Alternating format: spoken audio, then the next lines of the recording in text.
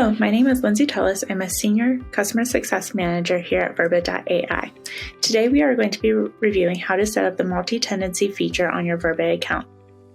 To begin, in the Verbit Help Center, there is going to be a full article that's a step-by-step guide. Today I did want to demonstrate this via my test account so we could walk through this together. So first, you are going to log into the account that you would like to put under your main account. And so I'm using my colleague Jacqueline Hill's test account, which I'm going to list under my own test account. So I added myself as a user to the account. You could do that by coming here to the main Verbit screen and under admin click user. So I've already added myself as a user.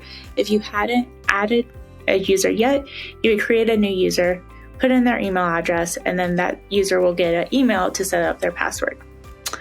Because I'm already in this account and how we used to have multiple accounts under Verbit before, you would add this plus sign and then the account that you would be added to. So since we no longer need that, we can create a new user here, and then you would just add the email address of your main Verbit account, and then set the permissions here, and you'll create this new user. At this time, you'll also get an email saying that this now Jacqueline Hill's test account is going to be under my demo account. I'm going to go ahead and log out of here, and then log directly into my demo account.